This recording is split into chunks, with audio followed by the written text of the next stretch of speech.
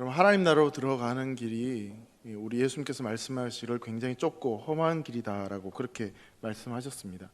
이 좁은 문이다라고 그렇게 말씀하신 거죠. 그러면서 그 좁고 험한 길에 가는 사람들이, 그 길로 걸어가는 사람들이 참 적다라고 그렇게 말씀하셨습니다. 그래서 여러분, 생각해 보면 그 좁고 험한 길이기 때문에, 또 그 길로 가는 사람들이 많지 않기 때문에 늘 예수 믿는 그리스도인들은 이 숫자가 적을 수밖에 없고, 또 세상에 비하면 열세와 수세를 겪을 수밖에 없다라는 생각을 하게 됩니다. 여러분, 많은 무리가 있고 또 적은 무리가 있으면 적은 무리로서는 상당히 어려움이 있고 또 다른 아픔들, 상처들이 있을 수 있겠다라는 생각을 가지게 되는데요. 그런 측면에서 본다면 이 믿음을 가지고 살아가는 그리스도인들에게 있어서 그런 어려움들과 고난들은 피할 수 없는 것이다라는 것을 생각해 보게 됩니다. 그런데 그런 어려움들이 있지만 또한 그리스도인들에게는 분명한 희망도 있습니다. 분명히 우리는 좁고 험한 길을 걸어가고 있고, 또 세상에 비하면 굉장히 열세와 또 수세에 처한 그런 상황들이 있지만, 우리가 이 세상 가운데 살아가는 그 삶에 있어서 여러 가지 영적인 싸움들은 눈에 보이는 혈과 육에 대한 싸움이 결코 아니기 때문에 그렇습니다. 다시 말하자면 총과 칼의 싸움이 아니다라는 것이죠. 그것은 영적인 전쟁이기 때문에, 또한 영적인 씨름이기 때문에, 사실 우리에게 그 싸움에 있어서 필요한 것이 있다면 총이나 칼이나 돈이나 어떤 건물, 명예, 권력, 이런 것들이 결코 아니다라는 것입니다. 수만 명이 모인 교회도 그런 측면에서 본다면 사탄에게 무너질 수 있지만, 10명도 안 모인 작은 교회를 할지라도 이 사탄의 오금을 저리게 할 수 있는 충분한 능력이 있을 수도 있다라는 생각을 하게 됩니다. 여러분, 다윗과 골리앗의 싸움이나 아니면 우리가 요즘 살펴보고 있는 여호수아의 말씀을 통해서 이 여리고성의 싸움이, 이 공통점이 어디에 있습니까? 그 싸움은 모두 여호와의 전쟁이고 또 거룩한 전쟁입니다. 그 전쟁에 있어서 승패는 군사력에 달려있는 것이 아니라 하나님께 대한 태도, 그 말씀에 대해서 우리가 어떻게 반응을 하고 또 그 말씀에 대해서 어떻게 순종하는지에 대해서 그 싸움의 결판이 난다는 것을 우리는 너무나 잘 알고 있습니다. 한마디로 말하자면 이 영적인 싸움에 있어서는 영적인 전력에 있어서 그 승패가 나눠질 수 있다라는 사실입니다. 하지만 여러분, 그렇게 겉으로 보기에는 뭔가 승리하는 것처럼 보여지는 싸움도 분명히 있을 수 있을 것입니다. 하지만 그런 승리하는 싸움들 가운데서 하나님이 인정하시지 않는 싸움도 있죠.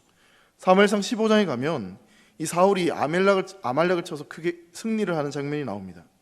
하지만 이 사울이 모든 것들을 진멸하라는 그 말씀에 거역하고 이 왕 아각과 좋은 소와 양을 전리품으로 끌어오게 됩니다. 분명히 하나님은 그 모든 것을 진멸하라고 하셨음에도 불구하고, 그리고 그 전쟁의 겉으로 보이는 것은 분명 승리한 전쟁임에도 불구하고 그렇게 하나님 말씀에 순종하지 않았기 때문에 그 전쟁은 실패한 전쟁이다라고 그렇게 주님께서는 평가를 하십니다. 이 소와 양의 기름보다는 순종이 훨씬 더 중요한 것이기 때문에, 하나님의 뜻대로 하는 그 싸움이 훨씬 더 중요하기 때문에 그렇게 말씀을 하고 계시는 것이죠. 여러분, 우리는 이미 승리한 전쟁에서, 승리한 전쟁, 그 기쁨을 맛보며 살아간 존재임을 여러분 믿으시기 바랍니다. 십자가와 부활을 통해서 이미 우리는 그 싸움에서 이겼기 때문에 우리는 그 전리품을 이 땅에서 취하며 살아가는 존재들입니다.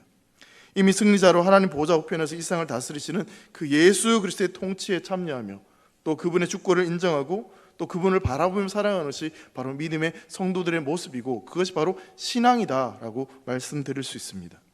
죽어서 가는 어떤 천국 티켓을 받은 사람들이 예수 믿는 사람들이 아니라, 살아서도, 이 땅에 살아가면서도 우리에게 주신, 이미 우리에게 승리케 하신 그 승리를 맛보며 또 그것을 누리며 살아가는 인생들이 바로 예수 믿는 성도들의 삶이다라는 것입니다.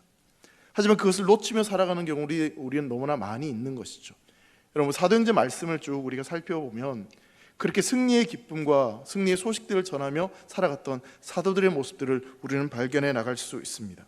오늘 보면 앞에 있었던 사건이 있는데, 그것은 바로 어떤 사건이냐면 안전뱅이 거린을 이렇게 세우는 사건이 오늘 본문 앞에 있습니다.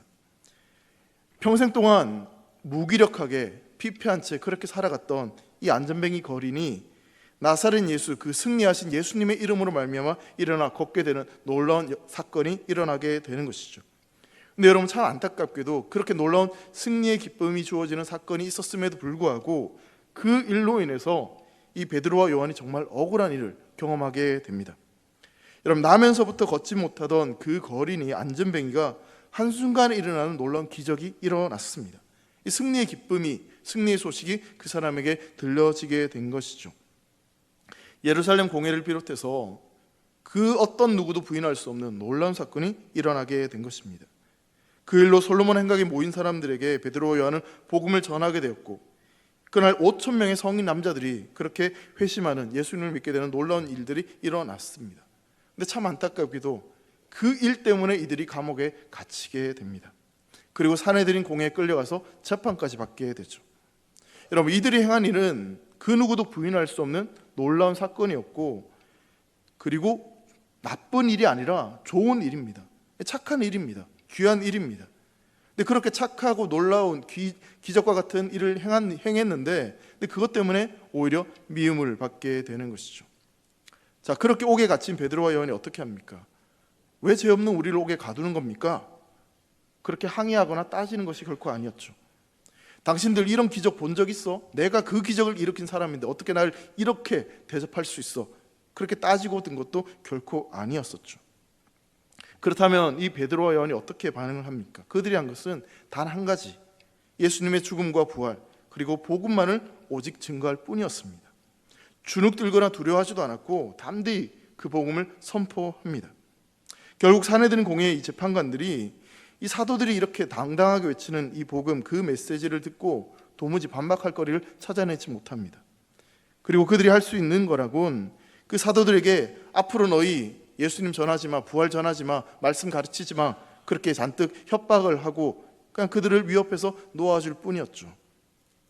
여러분, 이런 모습들을 보면 예수님께서 빌라도 앞에서 그렇게 재판을 받으실 때 그 모습이 조금 떠올려집니다. 왜 빌라도와 그 유대교 종교 지도자들이 예수님을 그토록 위협스러운 존재로 그렇게 죽이려고 애를 썼던 것일까요?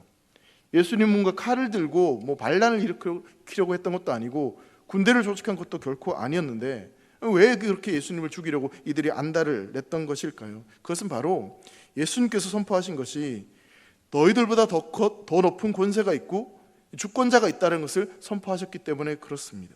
이 세상의 전부가 아니라 하나님 나라가 임한다라는 것을 말씀하셨기 때문에 이 세상의 전부 있건 그처럼 살아가고 이 땅의 것을 소유하며 누리며 살아가고자 했던 그 사람들에게 이 땅의 것이 전부가 아니라 하나님의 주권과 하나님의 권세가 있다는 것을 선포했기 때문에, 그래서 그것을 들은 사람들이 그토록 미워했던 것이죠. 여러분, 세상은, 그리고 또한 사탄은 무엇을 가장 무서워한다고 여러분 생각하십니까? 자신들이 제공하는 안정과 자신들이 제공하는 그 소원, 자신들이 준 어떤 그 자유를, 그것이 거짓된 것을 깨닫고 하나님이 주신 것을 진짜로 믿고 살아가는 그 사람들을 그들은 가장 두려워합니다. 돈이 최고인 줄 알고 명예가 최고인 줄 알고 그것이 마치 전부인 것처럼 그렇게 막 내어주는데, 아니야, 그게 전부가 아니야, 하나님이 최고야, 하나님이 진짜야, 그 진리를 믿고 살아가는 그런 사람들을 사탄과 마귀는 무서워하는 것이죠. 사도들이 그렇게 풀려나는 모습을 보면서 모든 사람들이 하나님께 영광을 올리게 됩니다. 하나님께서 이 유대교 편에 선 것이 아니라 바로 사도들 편에서 그 약자 소수였던 그 사람들, 오직 예수님만 전하고 부활을 선포했던 그 사람들 편에 서서 그들을 위하신다는 것을 모든 사람들이 알게 되는 것이죠. 사도들은 은과 금을 의지한 것이 아니라, 세상을 의지한 것이 아니라 오직 하나님만을 의지하였고 하나님을 바라보았고 바로 예수님이 구세주님을 믿었습니다. 그러했기에 하나님은 그들 편에서 그들을 구원하셨고 그들을 지키셨고 그들을 살려주신 것입니다. 오늘 본문은 그렇게 부활과 예수님을 믿고 그렇게 선포했던 사도들이 감옥에서 풀려나고 난 뒤 이 다른 초대교회 성도들과 함께 이야기 나누었던 그런 장면의 말씀이 오늘 본문의 내용입니다. 사도들은 풀려난 즉시 이 사람들에게 찾아와서 자신들을 잡으려 했던 이들과 지금까지 있었던 모든 일들에 대해서 쭉 이야기를 나누게 됩니다. 그리고는 아무에게도 예수님의 이름을 전하지 말라라고 했다고, 말씀을 가르치지 말라라고 그들이 협박했다라는 이야기를 하게 됩니다. 여러분, 그렇다면 이런 말을 들은, 그리고 감옥에 갇혔다가 나온 사도들의 그런 모습들을 본 이 초대교회 성도들이 도대체 어떤 반응을 보였을까요? 지금 당장 눈앞에 큰 어려움을 겪었고 또 앞으로도 그런 어려움들, 또 박해들, 고난들이 계속 있을 것 같은 그런 상황들이 지금 이어지고 있습니다. 예수님을 믿는 그리스도인들이 소수였고, 그리고 그들은 그 무엇도 의지할 수 없는 그런 열악한 환경 속에 이들은 처해 있습니다. 사도들이 이런 상황들과 또 말씀을 전하지 말라, 부활을 가르치지 말라, 말씀대로 예수님을 전하지 말라라고 했던 그 협박을 받았던 그 이야기를 들은 이들이 24절에 보면 이런 반응을 보이고 있습니다. 24절 말씀을 보시면요, 그들이 듣고 한 마음으로 하나님께 소리를 높여 이르되 대주제여 천지와 바다와 그 가운데 만물을 지으신 이시오라고 말씀하고 있죠. 자, 그들이 그 모든 이야기를 듣습니다. 이 사도들이 도대체 어떤 일을 겪었고 어떤 협박을 받았는지에 대해서 충분히 이야기를 듣게 되는 것이죠. 이러한 협박을 하고 또 이들을 재판했던 산헤드린 공회는 예수님을 십자가에 못 박아 죽이는데 주도적인 역할을 한 기관이었고, 그리고 그럴 만한 힘과 권세가 있던 그런 기관입니다. 그리고 그리스도인들에게 박해는 기정사실입니다. 앞으로 계속 그런 그 박해가 없는 것이 아니라 더 심해지면 심해졌지 사라지진 않을 것 같습니다. 예수님의 이름을 말하지도 가르치지도 말라는 그들의 경고는 사실상 너희는 앞으로 그리스도인이 되지 말라는 그런 경고와 똑같은 이야기였죠. 그렇기 때문에 이들은 더더욱 이들의 협박과 이들의 이야기에 굴복할 수 없었습니다. 그리스도인이 되라는 것을 포기하라는 이 말에 대해서 이들은 포기할 수가 없었죠.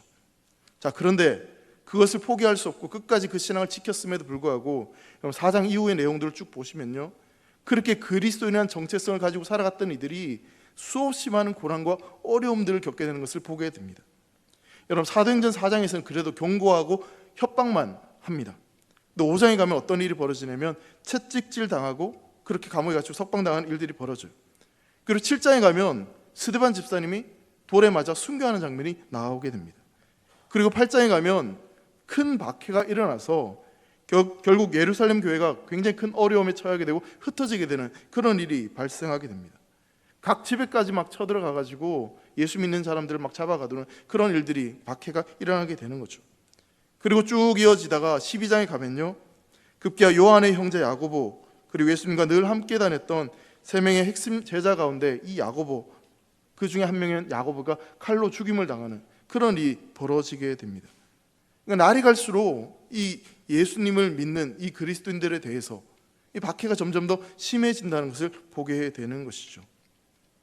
여러분, 산헤드린 공회가 지금은 이 베드로와 요한이 하는 말이 너무나 이 놀랍고 너무나 당황스러워서 그냥 말로만 경고하고 그렇게 풀어줬지만 앞으로는 그렇게 하지 않는다는 것을 이 사도행전 말씀을 쭉 살펴보면서 알 수 있는 것이죠. 여러분, 그렇다면 이러한 사항들을 초대교회는 과연 몰랐을까요? 그렇지 않습니다. 이들이 앞으로 그리스도인이라는 정체성을 가지고 계속해서 예수 그리스도를 전하고 부활을 선포하면, 가르치면 이들이 그런 어려움들을 계속 처하게 될 줄 이들도 알았습니다. 그래서 얼마든지 주눅들 수 있는 상황이고 얼마든지 몸조심하고 한번 우리 도망치자, 피하자, 아니면 야 우리도 맞서 저들과 싸울 준비를 하자, 칼을 만들자, 무기를 만들자, 그런 제안을 할 수 있는 그런 충분한 상황이 되었던 거죠. 자, 그런데 보세요. 그런 상황들 가운데 이들이 가장 먼저 한 일이 무엇입니까? 가장 먼저 이들이 한 마음으로 모입니다. 그러고 나서 그들이 어떻게 합니까? 한 마음으로 그들은 기도합니다. 세상의 그 힘을 가진 그들 앞에서, 이제 그들이 처해야 할 그 박해 앞에서, 그 고난 앞에서 이 교회가, 성도들이 가장 먼저 한 일은요, 무기를 만들거나 그 고난을 피할 방법을 찾는 것이 아니라 한 마음 한 뜻이 되어서 기도했습니다. 가장 먼저 그들이 한 마음 공동체였다라고 성경 표현하고 있죠. 여러분, 24절 말씀 보시면 한 마음이란 단어가 여기 나오는데요, 여러분, 이 한 마음이란 단어가 이 신약 성경에 11번 정도 나온다고 합니다. 근데 그 중에 10번이 사도행전에 나오고 있어요. 그만큼 사도행전에 한 마음으로 이들이 뭔가를 했다는 것을 굉장히 강조하는데, 오늘 우리가 읽었던 32절 말씀에도 한 마음이란 단어가 역시 등장합니다. 그러니까 한 마음이 되었다, 이것이 바로 초대교회 공동체의 가장 큰 특징이었다는 거죠. 근데 그들이 한 마음이 되어서 어떻게, 무엇을 하고 있습니까? 기도했다라고 성경은 지금 말하고 있습니다. 여러분, 교회가 분열될 때 가장 먼저 일어나는 일이 무엇인지 아십니까? 기도가 분열됩니다. 기도하지 않는 겁니다. 기도가 무기력해지게 되는 거죠. 막 사람들의 의견이 막 들려지기 시작하고, 그러니까 구약 성경의 사사기 시대 때 있었던 것처럼 각각 자기의 생각을 옳은 대로, 내 주장이 옳다, 내 말이 옳다, 그런 일들이 일어나게 되는 것이죠. 하나님 앞에 엎드리고 겸손하게 한 마음에 대해서 기도하는 것이 아니라 사람들의 목소리가 자꾸 들려지게 되는 것입니다. 근데 여러분, 초대교회를 보십시오. 사람의 말이 들리는 것이 아니라 하나님 앞에 엎드려서 한 마음으로 이들이 기도했습니다. 여러분, 사람들마다 식성도 틀리고요, 취향도 틀리지 않습니까? 저는 저희 집사람은 가장 힘든 게 이 틀린 문제예요. 저는 아침형 인간이거든요. 자랑하는 게 아니라 저는 아침 6시만 되면 눈이 떠지는 사람인데 저희 집사람은 아침에 안 깨우면 안 일어나요. 너무 이상하더라고요. 처음에 너무 틀린 거예요. 저는 저녁에 또 일찍 잠이 오는 사람인데 저희 집사람은 저녁에 또 늦게 자는 사람이에요. 너무 완전히 반대인 거죠. 처음엔 그게 너무 이상하고 이해가 되지 않았어요. 근데 지금은 그러려니 하고 같이 살아가는데, 여러분, 같이 그렇게 오래 살아갔던 부부조차도 사실 틀린데, 여러분, 교회에 모인 이렇게 많은 사람들이 모인 이곳에 여러분, 사람들의 말이 각기 다른 그런 모습들이 얼마나 많이 있겠습니까? 자, 그런데 그들이 하나가 됩니다. 무엇으로 하나가 됩니까? 기도로 하나가 됩니다. 하나님께서 허락하신 그 사명 앞에, 그리고 그들이 닥쳐올 그 박해, 그 어려움 앞에 이들이 한 마음 하나가 되어서 하나님 앞에 엎드려 기도하는 것이죠. 그 기도가 초대교회의 가장 큰 힘과 능력이 된 줄 믿습니다. 우리에게도 그런 기도가 회복되기를 간절히 소망합니다. 사랑하는 대길교회가 사람들의 목소리, 사람들의 생각이 드러나는 것이 아니라 겸손히 하나님 앞에 엎드려 함께 기도하는 성도들의 그 기도 소리가 울려 펴지는 그런 공동체가 되기를 주의 이름으로 축원합니다. 자, 이들이 한 마음으로 기도할 때, 그렇다면 이들이 하나님을 뭐라고 부릅니까? 24절 말씀을 계속 보시면요, 그들이 하나님을 대주제여 이런 표현을 쓰고 있습니다. 여러분, 대주제란 이 말은요, 절대적인 힘을 가지고 주권적으로 다스리는 통치자, 절대 주권자를 가리키는 그런 말입니다. 이 절대적인 어떤 주종관계, 그 지배와 복종 관계를 나타낼 때 이 대주제 이런 말을 씁니다. 근데 이 초대교회 성도들이 하나님을 향해서 뭐라고 표현하냐면 대주제 이렇게 표현하고 있습니다.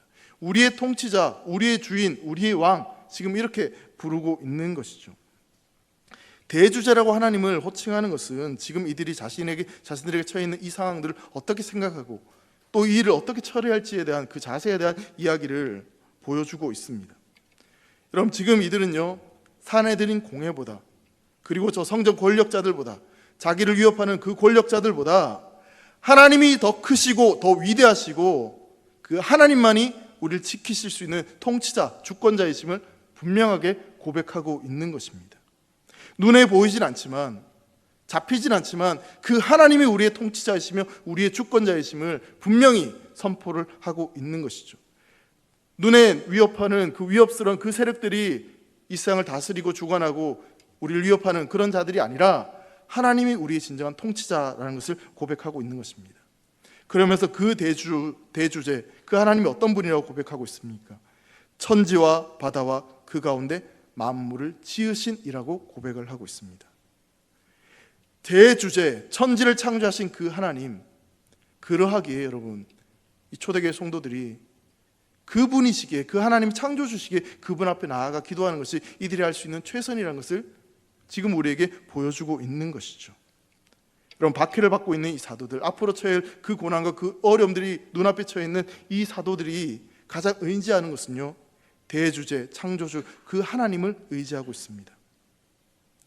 자신들뿐만 아니라 종교 지도자들, 이 역사를 창조하시고 주관하시고 다스리시는, 그리고 지금도 살아서 그 역사를 이끌어 가시는, 섭리하시는 그 하나님 앞에 모든 것을 맡기고 그 하나님을 의지하고 바라보고 있는 것이죠.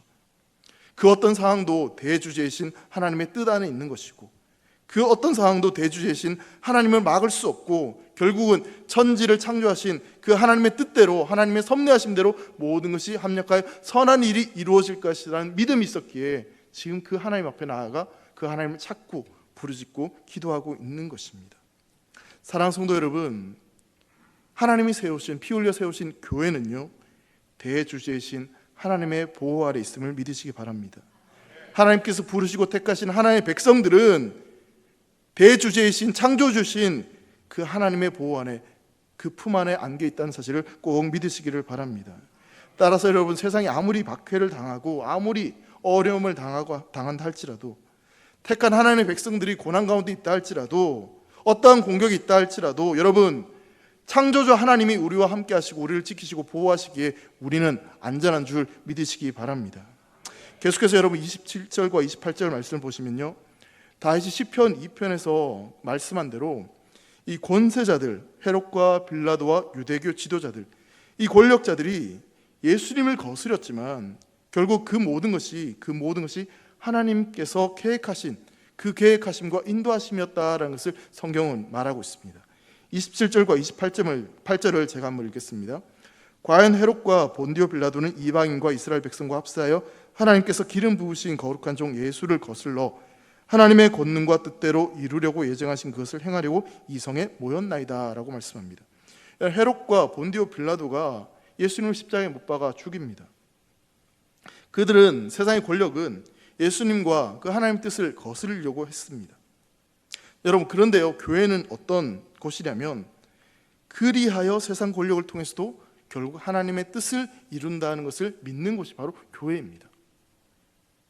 여러분, 우리가 기대하는 것은요, 세상 권력보다 더 큰 힘과 권력이 교회에 주어지고 성도에게 있어서 그 세상 권력을 굴복시키고 무너뜨리는 것을 우리는 어쩜 기대할 수도 있을 것입니다. 우리가 하나님께 기도하면서 우리를 위협하는 저 힘보다 저것보다 더 큰 힘을 나에게 주셔서 저것을 내가 무찌르고 이기게 하여 주십시오라고 기도할 수도 있을 것입니다. 근데 하나님은요, 물론 그렇게 하실 수 있지만 하나님의 방법은 그렇지 않다는 것을 말씀하고 있는 거죠. 우리가 원하는 방식대로, 내가 기도하는 대로 그렇게 모든 일이 이루어지지 않더라도 하나님 뭐라고 말씀하시냐면, 그렇다 할지라도 여전히 하나님은 일하시고 하나님의 방법대로 하나님의 뜻을 성취하신다라는 것을 우리에게 말씀하고 있는 것입니다. 여러분, 세상 권력자들, 헤롯이, 빌라도가 자기 뜻대로, 자기 생각대로 예수님을 십자가에 죽인 것처럼, 그래서 모든 것이 끝난 것처럼 보여지는데 그게 아니라는 거예요. 그 모든 것은 하나님의 계획 가운데 이미 있었던 일이었고, 그런 세상의 권력들조차도 하나님께서 사용하셔서 하나님의 뜻을 이루신다라는 것을 말씀하고 있는 것이죠. 하나님은 그렇게 말씀하셨을 뿐만 아니라 그것을 실제로 이루시고 성취하시는 분이시다라는 것을 분명히 우리에게 보여주고 있는 것입니다. 사랑하는 성도 여러분, 때때로 세상의 권력과 세상의 힘이 우리를 집어삼키는 것처럼 보여질 때가 있습니다. 그것이 더 잘 되는 것처럼 보여져서 왜 저들이 더 잘 되는지, 왜 저들이 성공하는 건지 그렇게 보여질 때가 분명 있을 수 있습니다. 하지만 하나님은 우리에게 말씀하십니다. 눈에 보이는 것이 다가 아니다라는 것이죠. 결국은 하나님의 뜻대로, 하나님의 계획대로, 하나님의 섭리하심으로 그 모든 것을 회복시키시고 우리 인생을 그 하나님께서 허락하시는 축복된 삶으로 인도하신다라고, 하나님의 계획 가운데 우리를 이끌어 가신다라고 성경은 우리에게 지금 말씀하고 있는 것입니다. 그 믿음을 소유하며 살아가는 사랑하는 대길의 성도들 되시기를 주의 이름으로 축원합니다. 계속해서 기도가 이렇게 이어집니다. 29절과 30절 말씀을 보시면요, 주여 이제도 그들의 위협함을 굽어 보시옵고 또 종들로 하여금 담대히 하나님 말씀을 전하게 하여 주시오며 손을 내밀어 병을 낫게 하시옵고 표적과 기사가 거룩한 종 예수의 이름으로 이루어지게 하옵소서 하더라라고 말씀합니다. 모든 것이 하나님의 계획과 하나님의 섭리 가운데 있다라는 것을 이들이 믿음으로 고백을 합니다. 그러면서 그런 위협 앞에서도 하나님이 그 모든 것을 섭리하시고 계획하시고 우리 인생의 주권자가 되시기에 이들은 그 하나님을, 그 예수님을 계속해서 전할 수 있도록, 그 말씀을 선포할 수 있도록 우리에게 힘을 달라라고 말씀하고 있는 것이죠. 지금 이들이 하나님 앞에 구하는 기도는요, 자신들의 대적인 그 사내들인 공회, 그 종교 지도자들의 권력을 무력화시켜 달라는 그런 기도가 아니었습니다. 또한 그들이 처한 모든 위협으로부터 자신들의 생명과 안전을 지켜달라고 지금 그렇게 기도하는 것도 아니었습니다. 온 우주의 주권자이신 창조주신 그 하나님께서 이 모든 상황을 살펴봐 달라고 기도하고 있죠. 하나님에 대한 전적인 신뢰를 바탕으로 하나님께서 이 모든 상황들을 굽어 살펴달라고 그렇게 지금 이들은 기도하고 있습니다. 그러면서 그 모든 상황들을 하나님이 살펴봐 주시기를 기도하면서 지금 그들이 처한 그 위협이나 두려운 상황들이, 그 상황에서 이들이 벗어나지 못한다 할지라도 대주제이신 하나님께서 지금 이 상황 가운데 함께하고 계시고 이것을 알고 계신다면 그것으로도 충분하다라고 고백을 하고 있는 것입니다. 지금과 장래의 모든 상황이 주권자이신 그 하나님의 통치, 하나님 다스림 가운데 있고 모든 것이 결국 하나님의 뜻대로, 하나님 원하신 대로 그 모든 것이 이루어진다는 그 고백을 먼저 이들이 하고 있는 것이죠. 그러면서 이들이 기도하는 것이 뭐냐면 그런 하나님의 주권과 통치를 그 어떤 위협 앞에서도, 그 어떤 고난 앞에서도 담대하게 선포할 수 있도록, 전할 수 있도록 우리에게 힘을 달라라고 기도하고 있는 것입니다.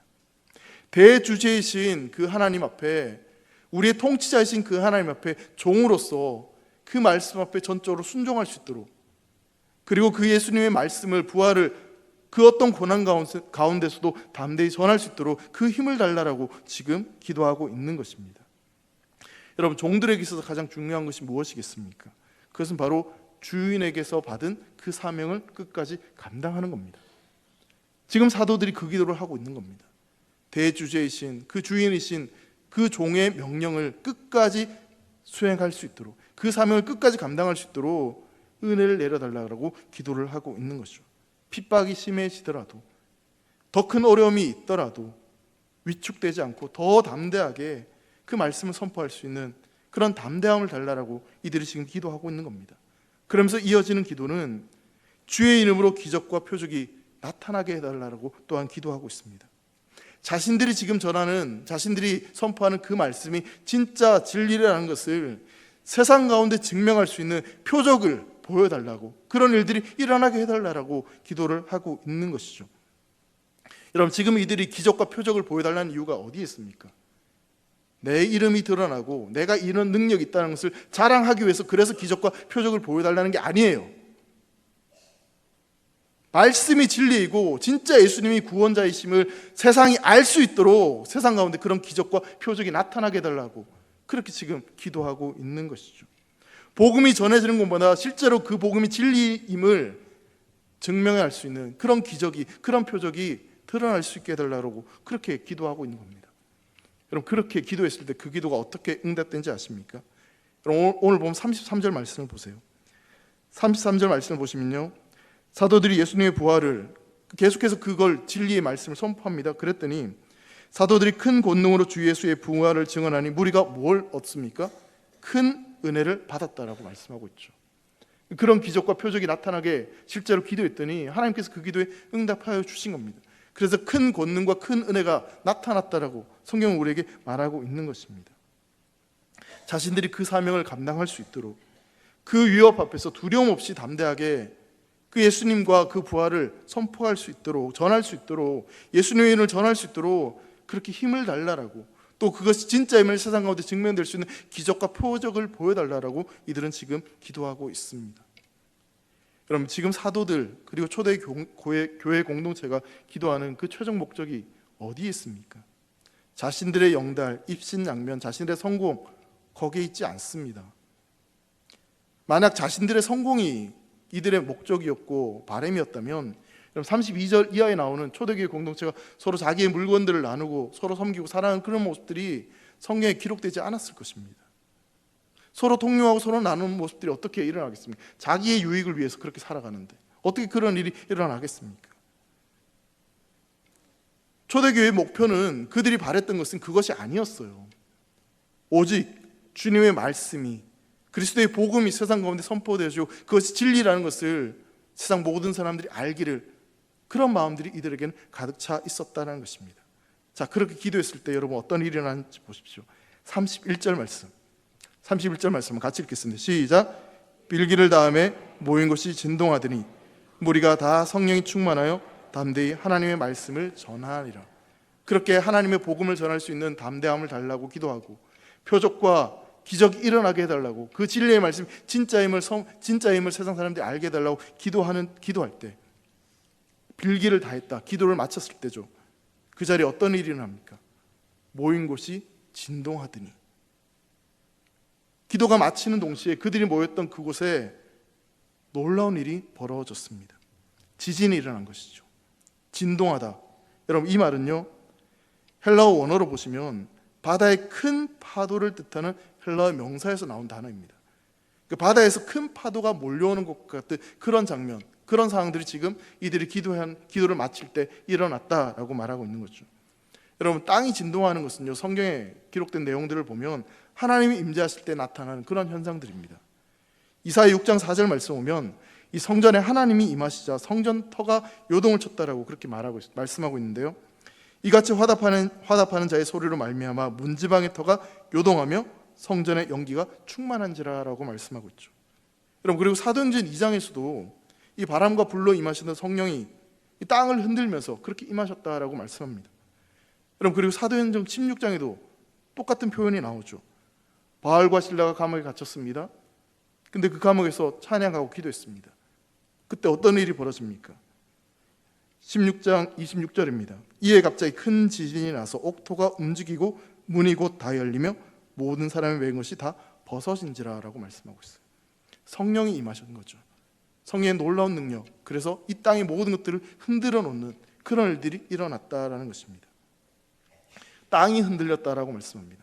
땅이 의미하는 것이 무엇이겠습니까? 우리가 살아가는 이 삶의 모든 것들, 이 삶의 모든 것들이 다 흔들렸다, 그렇게 지금 말씀하고 있는 것입니다. 성령이 임하시자 우리가 정말 믿고 우리가 신뢰했던 그 모든 것들이 흔들리는 그런 일들을 지금 이들이 경험한 것입니다. 여러분, 지금 이 초대교회 성도들 입장에서 여러분 기도하지만 지금 분명 어렵고 그리고 박해와 고난과 위협이 있는 그런 상황들이 이들에 처해져 있습니다. 억울함이 있고 탄압과 협박이 있는 그런 어려운 상황들이 이들에게 처해져 있습니다. 베드로와 요한이 잡혀갔다가 끌려왔고, 이렇게 계속 전하면 너희 가만히 안 둘 거야, 너희 죽일 거야. 얼마나 이들이 공포와 두려움이 컸겠습니까? 그런 가운데서도 이들은 하나님을 전적으로 의지하며 기도합니다. 하나님께 부르짖습니다. 그때 하나님께서 어떻게 이들의 기도에 응답하십니까? 이들이 두려워하고 있는 저 세상을 흔들어 버리십니다. 저 세상을 뒤집어 엎으십니다.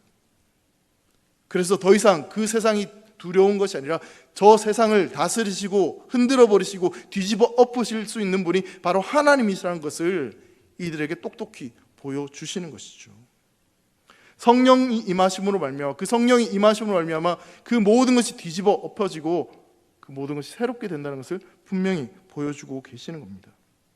그러면 그렇게 성령이 임하심으로 탄생되는 공동체가 어떤 공동체입니까? 32절에 나오는 공동체가 바로 그런 공동체인 겁니다. 그 위협과 두려움 앞에서 도저히 상상도 할 수 없는 일들이 일어나지 않습니까? 자기 것을 나누고 베풀고 섬기고 그렇게 사랑하는 모습들이 교회에 나타나게 되는 것이죠. 사랑하는 성도 여러분, 초대교회의 이 성도들, 사도들은 그 위협 앞에서 기도합니다. 한 마음 한 뜻이 되어서 하나님 앞에 엎드립니다. 그렇게 기도할 때, 그리고 그 기도의 내용이 무엇입니까? 오직 말씀을 전하고 그리스도를 전하고 그것이 정말 진리임을 세상 가운데 증명할 수 있는 표적과 기사를 보여달라고, 그 복음이 온 세상 가운데 전해지게 해달라고 그런 기도를 하였습니다. 그렇게 기도할 때 성령이 임하시고 그 성령이 임하시는 말미암아 땅이 흔들리는, 땅이 뒤집어지는 그런 놀라운 역사가 일어났습니다. 사랑하는 우리 대길의 성도 여러분, 여러분들의 인생 가운데도 오늘 본문에 일어났던 성령 충만한 역사가 일어나시기를 주의 이름으로 축원합니다. 그 어떤 위협이 있다 할지라도, 아니 우리를 위협하고 우리를 힘들게 하는 그 고난 앞에서 다른 방법을 찾는 것이 아니라 가장 먼저 하나님 앞에 엎드리고 성령이 나에게 임하시기를, 성령이 나에게 충만하게 임하시기를, 그 기도를 올려드리는 저와 여러분 되시기를 간절히 소망합니다. 우리의 상황이 어떠하든 간에 그럼에도 불구하고 우리에게 주신 그 사명을 끝까지 감당하고자 하는 그런 결단과 그런 기도가 우리 안에 있을 때 그 기도 가운데 하나님은 응답하시고 우리가 상상할 수도 없는 놀라운 일들을 우리 인생 가운데 인도하여 주실 줄 믿습니다. 여러분 32절 말씀을 한번 같이 읽어볼까요? 32절입니다. 같이 읽습니다. 시작. 믿는 우리가 한 마음과 한 뜻이 되어 모든 물건을 서로 통용하고 자기의 재물을 조금이라도 자기의 것이라 하는 이가 하나도 없더라. 여러분, 우리가 가지고 있던 그 모든 것들을, 그 모든 부정한 것들, 우리 안에 있던 모든 두려움들을 성령 임하심으로 다 흔들어 새로운 것을 채워주십니다. 그렇게 새로운 것으로 체험받은, 성령으로 체험받은 그 공동체에서 여러분 도무지 이 땅에서 일어나지 않을 것 같은 그런 놀라운 일들이 일어나게 됩니다. 한 마음 한 뜻이 되어서 모든 물건을 서로 통용하고 자기 재물을 조금의 자기 것이라 여기지 않고 나누고 섬기고, 그런 공동체의 모습들이 일어나게 되는 거죠. 그런 공동체로 말미암아 여러분 33절에 보시면 풍성한 열매가 그 공동체에 열매 맺게 되었다라고 성경은 말하고 있습니다. 결국 여러분 하나님께서 원하시는 공동체의 모습, 성도의 삶이 바로 이런 모습이라는 것이죠. 여러분 그들이 기도했다고 해서 지금 당장 처한 그 고난과 어려움들이 말끔히 사라지는 게 아니죠. 앞서 말씀드린 대로 여러분 사도행전 4장, 5장 계속 진행되면 될수록 더 큰 위협과 박해가 이 초대교회와 사도들에게 일어나게 됩니다. 심지어 목숨까지도 잃게 됩니다. 기도했는데 땅이 뒤집어 흔들렸는데도 그런 고난들이 여전히 남아 있습니다. 그들은 여전히 가난했고 여전히 힘들었고 그들을 위협하는 대적들은 여전히 살기등등하게 존재합니다. 그러나 여러분, 그들이 믿는 하나님이 대주제이시고 창조주이시고 그 하나님께서 모든 상황들을 굽어 살펴보시기에 이들에게는 지금 처해진 그 상황들이 전혀 문제가 되지 않습니다. 왜냐하면 그 하나님이 더 크시고 더 위대하시고 그 하나님께서 주신 사명이 더 귀하기 때문에 그것을 바라볼 때 세상의 다른 문제들이 전혀 위협거리가 되지 않을 수 있었던 것이죠. 그리고 성령이 함께 하시기 때문에 성령 충만한 그들의 삶 가운데 그 어떤 위협도 그들에게는 어려움이 되지 않을 수 있었던 것입니다. 하나님은 성도들의 간절한 기도 가운데 응답하셔서 성령으로 그들을 충만케 하셨습니다. 그리고 결국 그들을 하나님 나라를 선포하는 복음 선포자로, 그 사명을 감당하는 자로 세워주셨습니다. 사랑하는 성도 여러분, 그리스도인들에게 있어 승리는요, 고난이 사라지거나 그것을 잘 피하는 것이 승리가 아닙니다. 세상의 기준으로 다 성공해서 남들의 부러움을 받는 그것이 그리스도인들의 성공의 자세가 아닙니다. 억울해도 힘들어도 어려워도 끝까지 그 사명을 붙잡고 살아가는 그 삶이, 그리고 그런 삶에 하나님께서 충만케 하시고 복을 주시는 그 삶이 그리스도인들에게 가장 큰 승리와 축복임을 믿으시기 바랍니다. 사랑하는 우리 대길교회 교회가, 또한 이 자리에 함께한 우리 대길의 모든 성도들이 그렇게 성령 충만하여서 하나님의 뜻과 하나님의 사명을 이루어갈 수 있는 공동체가 되기를 간절히 소망합니다. 한마음 한뜻이 되어서 그 어떤 박해와 어려움들, 고난이 있다 할지라도 끝까지 우리에게 주신 사명을 감당하고 그것을 전하기 위해서 애쓰고 기도하고, 또 그렇게 기도함으로 우리가 한마음이 되고 서로를 사랑하고 섬기고, 그래서 정말 사도행전에 보여줬던 그런 초대교회와 같은 모습들, 그런 역사들이 우리 교회 가운데 여러분 삶에 충만하시기를 주의 이름으로 축원합니다. 기도하겠습니다. 사랑하는 하나님 아버지, 감사합니다. 우린 참 연약합니다. 우린 참 부족합니다. 하나님, 그러하기에 이 시간 주님을 바라보며 또 성령 충만하기를 간절히 기도하며 나아갑니다. 주님, 우리에게 성령 충만케 하여 주셔서 우리에게 주어진 그 사명을 끝까지 감당할 수 있도록 은혜를 베풀어 주시옵소서. 그 길이 비록 좁고 험하고 아무도 가지 않는 길이라 할지라도 하나님, 우리가 함께 그 길을 걸어갈 수 있도록 도와주시고, 어떤 어려움이 있더라도 우리가 하나님을 바라보며 맡겨진 사명을 함께 이루어갈 수 있는 대길교회와 모든 성도들이 되도록 축복하여 주시옵소서. 감사하며 사랑하는 예수님의 이름으로 기도합니다. 아멘.